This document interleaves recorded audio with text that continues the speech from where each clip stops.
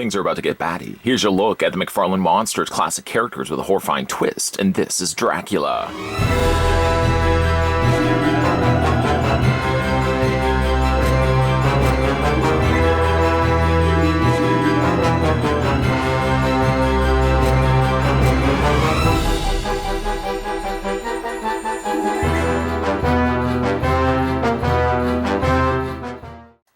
When you think McFarlane, you think monsters. This line of action figures features McFarlane's Toys' unique take on classic horror icons.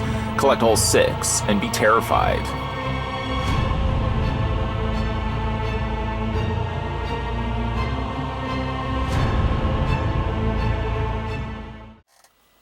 Are you guys ready for more spookerific reviews? I know I am. We're going to take the tape measure, don't mind me, and we're going to go right to the very top of Dracula's head, which I think is a little bit further down. There we go. According to the readout on my trusty tape measure, the figure of Dracula in his classic form, not quite, stands at 5.7 inches in height, and that in centimeters works out to be 14.7, almost 15 centimeters tall. For the figure's accessories, it pretty much is bats, and it's rats, and that's it. He technically has a cape as well, which we'll have a look at right now. In fact, actually, the best place to start when talking about this figure is his cape, which I find is the one flaw to this particular release. The cape is made of what seems to be almost like a really soft, almost the texturing of a fruit roll-up. It's soft and pliable, but unfortunately it also means that it doesn't sit well on the character's shoulders. In fact, because it doesn't attach anywhere other than just the chain around his neck, it just flops and falls about. It just feels like a lot of times when I am displaying the figure, I then have to go back and correct the cape because, like I said, it just doesn't attach to anything. I'm sure it's intentional that McFarlane, after all, the creator of Spawn, would choose to go with a cape that looks very Spawn-like, especially with the tipped points on the top of the cape. Like I said, the cape looks good, because it kind of looks like it's stitched together hide and skin, and not really sure what's going on here. I don't think that came from a human, but it's really neat how that looks like a cloak. I just kind of wish it would stay in place a little bit better, because like I said, it just flops everywhere. What he really should have actually done, McFarlane that is, or the team behind this, is they probably should have put like a little solid plastic piece on the back of the cape that could actually attach to his back, so that at the very least you could permanently place it. I mean, I guess you could put a little bit of glue. I'm always reluctant about the idea of putting glue on these guys, but it just would guarantee at least that the cape wouldn't flop about and fall off the figure so frequently. It's a neat looking cape though, I just kind of wish it could have been handled just a little bit better. Unfortunately, the figure also has a tough time standing. Boy, it sounds like you're putting out a whole lot of negative comments first. There's positives as well, one of which definitely could not be the fact that it stands well at all. It's pre-posed, and because the way that the feet are arched, a lot of times you're just sort of balancing it, hoping that that's the one time that the figure isn't gonna fall over. Unfortunately, like I said, the figure's feet, the placement of the feet, and the fact that there's very little articulation, we'll talk about this also in a second as well, just really makes this guy prone to falling frequently. At the very least, you could have used a display stand. Oh, no, you can't. No, you can't, because there's no peg holes on the undersides of its feet. You can adjust the legs accordingly until you sort of get that sweet spot, and then just like I said, just hope, just pray that the figure doesn't fall over. We'll look at the details as well. I guess we can kind of look at the accessories also. The figure comes first in the bat department with a series of different bats. These are neat looking designs, though unfortunately forfeiting a little bit in the way of the paint department. There's very little paint actually even happening on this bat. So you can see there's nice vein work done on the wings themselves. Really nice stellar sculpt. Just kind of wish that there could have been a little extra paint, especially to bring out areas like the face, which I just feel are quite rather absent of some extra needed details. This particular bat, as well as his brethren, all have these like little looped legs that will hook on to Dracula's hooks. I'll show you that in a second. Somebody's like, wait, what? I'll show you that in a second. No. What'd you say about hooks? I'll show you in a second. Here's the other bat. Now this one happens to also be the bloodied version of Dracula. McFarlane Toys did release a couple of variants of these figures, one being more bloodied, as he did with a lot of their Movie Maniac figures, and then also the regular version. This just happens to be the blood. We'll talk about that in a second. Here's another bat. This one gets a little bit more extra detailing because it's got some blood splattered on its face. Mowing down on something, I'm sure. And it does also have the looped legs. And then the last one is this one here. I kind of like this one. I like the fact that it's kind of got its head out, arched slightly, shrieking at you, I'm sure. And it's got the little loop on the top there. Then we can move on to the rat department. There's a whole bunch of series rats, and kind of serve different purposes. You've kind of got like different poised rats. These are ones that would just be displayed around the figure. They don't attach in any way to the character itself. They're just something that sprinkle around, sort of just adding on to the pizzazz of the figure when you are displaying it. There's this one that's looking straight up. Maybe it's saying its prayers itself. It does have a connector point, so this one actually would attach to Dracula. And then there's this one here. This one I guess you could put on Dracula's arm. Excuse me. There we go. This one has a little bit extra paint, a little bit extra gray added to it. And then there's this one here as well. This one is a laying down rat, sort of shrieking. I'm sure it's going to be suffering, unfortunately, the same fate as some of the other rats that we're going to be having a look at. Then there's this one here. This one also attaches to the back of Dracula. So we're just going to go back and grab the one that I looked at before. There's the other two. There's one. Unfortunately, I mean, I don't want to draw your attention to it, but I guess you probably already noticed it right now. The placement where they put the pegs. Well endowed. Well endowed. But those are the two placements. These are the two rats that are going to go onto his back. And then, unfortunately, here's another rat that has another connector point. And then, unfortunately, the one I was going to talk about is this one here. This one has gotten substantially mangled. You can even see teeth impressions on the rat itself. I really hope the rat didn't experience any pain, and I can't imagine Dracula's killing these things first, probably just picking them up and mowing down to them while they're alive. Poor little rat. Don't get too attached, guys. Don't get too attached. It's plastic. It's not a real rat. I know, I kind of looked at it initially and I'm like, oh, that poor rat. Then I'd be reminding myself it's just plastic. That's all it is, just plastic. We'll go ahead and do our best to take the cape off. I just find it's a lot easier to kind of get to stuff when you don't have things in the way. Well, we can kind of move the rats out of the way that don't affect necessarily the displays. We'll kind of move these ones out of the way, move these ones out of the way. We can take this rat. This one can kind of go at the top and just sort of sits on his shoulder like that, kind of talking to him. His friends are the rats, but the only ones that really do understand until they realize quickly, oh, right, he's eating us. That's not good. And then we can put that one on his back like that. And then we can also take this one right here, and we'll just attach it like so. Sure, it looks good, but I tell you one big problem with it. You probably already know where this is going. The problem with it when you attach these rats is that, I think I put this one here. Yeah, this one goes down here. Is that when you do put them onto Dracula, they don't stay. And unfortunately what that means is as soon as you put the cape on, it usually knocks these guys right off. And that really sucks. I really don't like the fact that they don't stay in place. I feel like I had these on the right way the first time around. This one just does a really stiff peg. And I probably had it on the, yeah, that's the right shape. Let's just wiggle it on. But like I was saying, when you are putting these onto the figure itself, that one just really is not staying on there. When you put the cape on, the cloak, unfortunately these rats just fall right off. That is the right peg. It's just really, really stiff. Didn't do it too many times before this review started. I could probably take a little bit of glue. The thing about it though is you're not really going to see these anyways when the cloak is in place. Sure, it looks good, like I said, now. And I guess that's why they made the cape as a removable thing, so that if you wanted to, you could just take that off, and then you could have Dracula just with the, with the rats all over his body. So there's that. And then you have all these little hooks. And these hooks drape off of his body, and you can already see that there's a couple of bats already hanging around. They look good, but the only problem is because the figure's legs are always bent, a lot of times these poor bats, which I'm certain are only really hanging off of Dracula for sleep and slumber, only just to really have themselves being dragged onto the floor while Dracula is walking along the streets.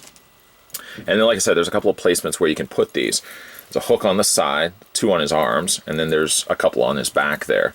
So you can go ahead and take these bats, take these little loops that we had talked about before, and you just kind of hook them onto. Be careful, because these are soft plastic. Well, they're not soft plastic. Over the years, sometimes this plastic does get a little on the brittle side, so especially McFarlane stuff, you just want to be really careful when handling these. And then we can go ahead and take another bat. Let's take this one here. Put this one on the back here. Just hook it on. You can either hook it on by the loop, or you can hook it on through the foot.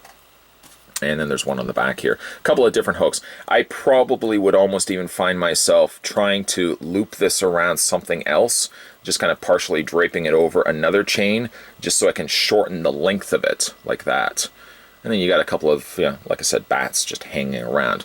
It's a neat idea, and I get what McFarlane was going with, the idea that well, he is technically a Batman, that Dracula would be walking around, and he basically would just be the host, the carrier for all of his other bats. I don't know if these would actually be vampires, or they would just simply be vampire bats. I know that the two sound exactly the same. And like I said, you can put the cape on, but a lot of times you're going to be knocking rats off in the process. Don't you just hate when that happens? When you're putting on a cloak and you're knocking off the bats and the rats that are nibbling away at your body? I know I hate that. So we'll just take off the cape for the time being. We'll take off the rats because I know they're gonna fall off anyways.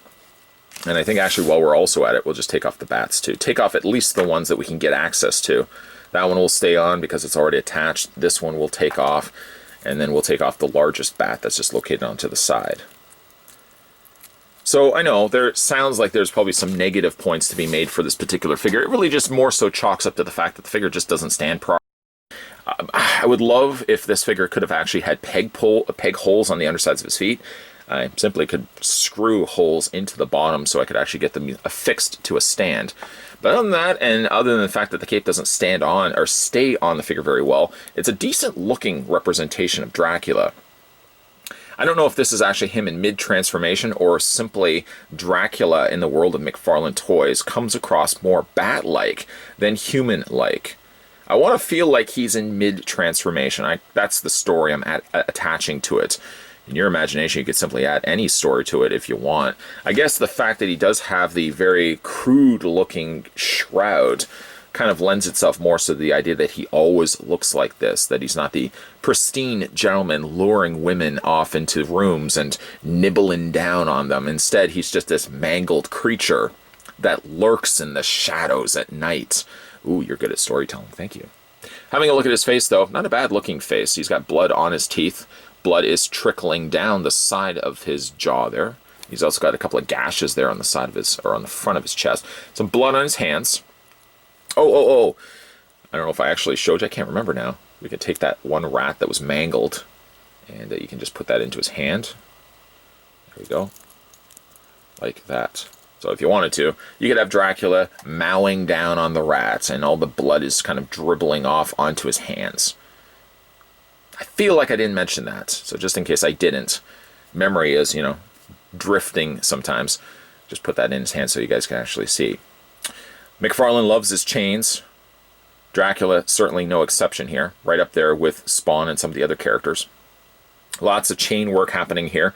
Kind of like that he's got this neat armor on his legs. Really, I want to know more about the story of this particular character. I like the discoloration of his body. Kind of like a grayish beige. And then he's always got these rings that have been embedded into his flesh that hold, of course, the chain supports that carry around the bats with him. Some nice, neat-looking knee pads there. Kind of got like an armory. Kind of quite look a little bit like demons, don't they? And there's a fair bit of blood trickled all down his leg. I would imagine whatever he's consumed up here or grabbed with his hands have dripped the blood down and trickled all the way down to his feet. His big, gnarly, mangled feet. Hate to be the person that would have to do the pedicure for this gentleman. I'm canceling all appointments for the rest of the day. Spin around the figure, there's what it looks like on the back. Even if you don't put the rats actually into his back, at the very least you could tell yourself, well, these holes are in place because those are puncture wounds. Perhaps he was impaled and stabbed repeatedly, maybe while he was fleeing out from one of the rooms or out the window area. I did take the rat out because I feel like I'm almost going to even lose that. I like the fact he's got long hair because it works well with this particular design of character. Like, he's a neat looking figure. He's dated, yes, but there's just that something charming about some of these old McFarlane figures. And one of the reasons why I like doing spooky spots every October, and generally I look at a wave of McFarlane figures, because like I said, there's a lot of kind of nostalgic charm that comes along with these particular figures. Let's look at his articulation. You don't have to leave the room. I mean, if you felt like you had to pause it to go, grab a drink or whatever, this won't take long. His head rotates back and forth, that's it. The one arm rotates here at the bicep, and he has nothing in this particular hand here. This arm, on the other hand, literally, does hinge up and down, even though this one doesn't hinge up and down. I like this one because you at least can kind of angle it back like he's been shocked. Maybe the sunlight or somebody's holding a cross pointing at him. This one hand rotates, although it becomes quite sectional when you are rotating the hand. It looks kind of just cut off from his forearm. He does have a waist swivel, and for his leg articulation, again, you got swivels on both the legs, but really, what are you going to do with them? That ain't going to work. So again, like, you're kind of limited to what you can do with these. If only they had proper foot articulation, like they got toe articulation, which lends a little bit to aiding with the figure standing. But again, you can only do so much. If you're going to angle them this way, first of all, you don't know anything about how feet work. And second of all, I mean, it really isn't going to stand the figure properly. I feel like if there was only some additional articulation, almost as if there was a hinge joint right here on the ankle, I think it could probably support the figure a little bit more. Sure, it aids the fact that you can rotate the feet, those little digits of gross, grotesque toes.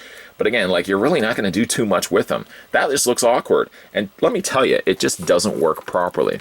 You support the figure, but because you can't angle the figure back, he always feels like he's falling over. And let me tell you, this figure falls over a lot. If you can get yourself that little sweet spot happening, which happens so few and far between, it seems, then you can get the figure to stand properly. But I feel so compelled to want to drill holes in this guy's feet. I feel customizing a figure is almost sacrilegious, but sometimes certain figures deserve to be tweaked a little bit. Dracula, for the limitations that he has when it comes to him standing properly, I would most definitely consider probably putting holes on the undersides of his feet, or at least finding a stand that allows the figure to stand a little bit better than what he actually does now. Even though, yes, he's standing right now. It's only a sweet spot. It's only a sweet spot. When these toys first existed on toy shelves, I knew a friend of mine that would describe them as messy messes. She only would say that because when I got home, the newest one opened it up and showed her. Her first words out of her mouth when holding the figure was, "Boy, this is a messy mess." Didn't really make much sense then. I guess it makes a little bit more sense now that I'm looking at these figures again. The figures look good. That's one thing McFarlane has always done really well, is beautiful looking sculpts. Grotesque sculpts, but decent looking sculpts nonetheless. The problem with these is that it's all form and there's no function. The figures are messes to get to stand, and a lot of times things that you have to drape on them, like bats, rats, and certainly his cape, can all just sort of fall off on him. His cape barely stays in place. I like the fact that they used a medium like the softer rubbery plastic, so it kind of looks like skin that's been stitched together. But man, it does not stay on his shoulders very well at all. And speaking of staying on him not very well at all, the bats and the rats, while it's a good idea, half the time the bats are just draping on the legs or around the leg area. And the rats, sure, you can put them onto his back, but as soon as you put the cape on, those rats really aren't going to stay in place. I guess it's more intended that you can have two different looks for Dracula. You can either have him with the cloak, that looks neat, and I think my preferred choice, or you can have it without the cloak, and you can have the rats attached to his back, sort of nibbling onto his torso. That's splendid. But yeah, there is definitely a lot of mess to be had. This messy, probably Dracula is the messiest of the messes. It's funny that I'm only now really cueing into what she was really talking about. But yeah, he is a bit of a messy mess. He looks good, but really, man, he has a tough time of standing and coming together And a lot of times you're probably going to be having to go back to this particular figure to kind of readjust things that you thought were in place fine just the first time, only to come back and find later either his cape's fallen off, his rats have fallen off, or he's just fallen off the shelf because he can't stand properly. Kudos for at least McFarlane Toys for putting in articulated toes. I don't really think it helps the figure much. I would have gotten rid of the articulated toes altogether in favor of peg holes that you could at least attach to stands. I guess McFarlane really wasn't doing stuff like that back in the day. A vintage figure nonetheless. If you managed to pick up this one for yourself, let me know down below in the comments section what you guys think of the McFarlane monsters, classic characters with a horrifying twist. I don't know if that's the whole name of this series, but today nonetheless we were looking at Dracula. Still, for what it is, a flawed figure. I'm not gonna look at this with rose-colored glasses. It is a flawed figure, but it's still a charming-looking figure, and one of which I'm going to probably put out every Halloween.